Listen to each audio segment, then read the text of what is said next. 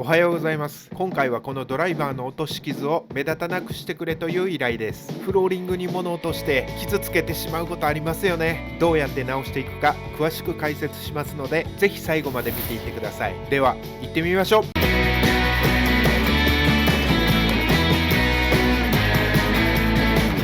金丸保守株式会社。まずはハードワックス選びからです。まだ悩んでいる感じですが、この2つを混ぜて充填していきます。下地処理をしていきます。膨らんでいるところがないか確かめて、膨らんでいたらカットします。先の丸い硬いもので傷の縁を押さえ込みます。320番のサンドペーパーで傷口を軽く足付けしておくとなお良いです。2色のハードワックスを傷の近くで混ぜていきます。フローリングにワックスが引いてある場合、これはおすすめできません。別で板を持ってきて、その上で混ぜてください。混ぜたハードワックスを充填していきます。ハードワックスがトロトロの状態で傷口に流し込むことによって傷の奥まで浸透するようにしています。ある程度形ができたら指でグッと押さえて空洞や空気が入っていないか確かめます。そしてヘラできれいに形を作りながら充填していきます。周りのいらないパテを拭き取っていきます。ウエスにはシンナーを含ませています。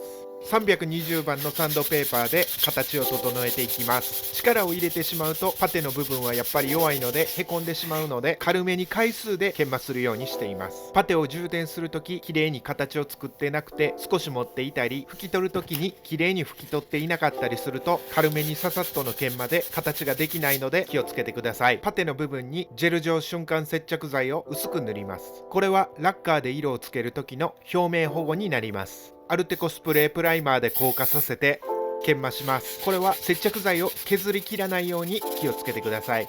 着色していきます。このいい感じの色があったのでこれを使います。このちょっと黒ずんでいるところがパテが入っているところです。ある色がこんな感じの色だったので、この色で真ん中にスーッと色を入れてやると綺麗になるはずです。塗っていきましょう。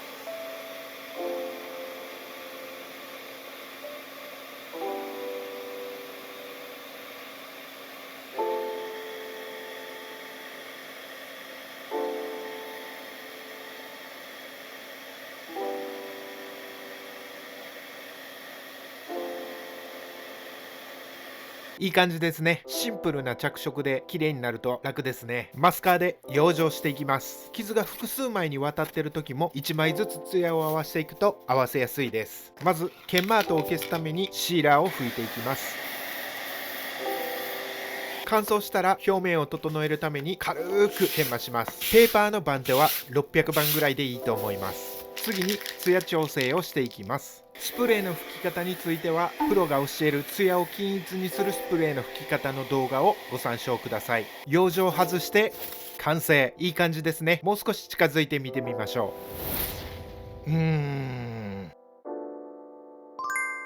おや、まあ何か始めましたね。補修に納得いかなかったんでしょうね。フローリングにめちゃくちゃでかい絵を描いてますね。しかも濃いめの木目色で、なんとか木目と言ってごまかそうとしているんでしょうか。いや違う。これを描くことによって傷の部分が目立たなくなると信じているのです。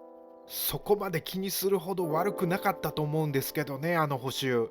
まあまあ、最後どうなるか見ていきましょう。完成したみたいです。改めて傷だった部分を見てみましょう。いやいや、わからんこれ。傷があったとかそれを補修したとかそういう次元じゃなくて全然意味わからん。傷の部分は目立ってないことは確かやわ。こういう時もたまにはありますよね。目立たなくしてと頼まれたら今度やってみようと思った方はチャンネル登録高評価よろしくお願いします。